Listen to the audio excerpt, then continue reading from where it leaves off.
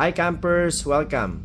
Ngayon, drain na ang ating power station at makikita nyo, meron lang itong 3%, just enough to power yung ating LED display and also the functions of the battery. Ngayon, ito-charge natin ito sa outlet using this plug na nakalakabit dito sa likod. Ayan. And we will use this device para ma-measure kung ilang kilowatt hours ang makakarga niya. Okay? So, ready na kayo? Once we charge this, tataas po itong watts dito sa indicator na ito. So, try natin i-charge now. Ayan. So, tumatakbo na siya. Nag-start na po yung time. We will see how long this will charge. And also, ilang kilowatt hours yung makakonsume niya. Ngayon, may pumapasok na po rito 400 watts. Ayan po yung input. And it's slowly rising up.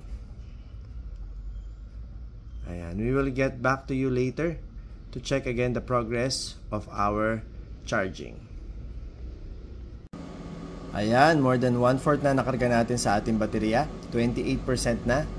And also mapapansin yung input watts natin tumaas, naging 1,500 watts. And ito po ang nangyayari habang tumatagal po yung charging, tumataas po yung watts para mas mabilis yung charge. And also yung fan po, ayan, yan po yung naririnig nyo. Hindi naman po mainit yung unit kahit dahil tumatakbo po yung fan. So for me, I think okay lang po ito. Kayang-kaya niya yung fast charging. Ayan po ang design niya talaga. Okay, and also tingnan natin yung ating running time. Ngayon, nasa 26 minutes na tayo to charging. And 0.593 kilowatt hours na po yung nakakarga natin. So check ulit natin yung progress later. Ayan, tapos na po yung ating charging. So 100% na po yung ating battery. Wala na rin pong input watts, meaning full charge na po tayo. And let's see gaano katagal lang inaabot. Okay, maabot po siya ng 1 hour and 53 minutes para may karga po itong lahat ng 2.4 kilowatt hour na charge. So pag kinompute nyo po ito sa Meralco plus generation charge, aabutin po kayo ng 40 pesos.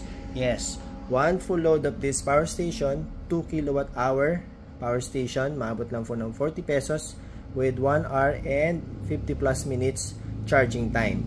So very convenient, easy to charge, turbo charging mode, and also hindi po mainit yung ating power station. So anyway, that's the default. Pag sinaksak po natin, ganyan lang po talaga kabilis mag-charge itong ating OVT-20 2 kilowatt hours power station. Perfect po ito sa outdoor use and also sa bahay as backup battery. So thank you for watching our video. We are Cam Sion signing off.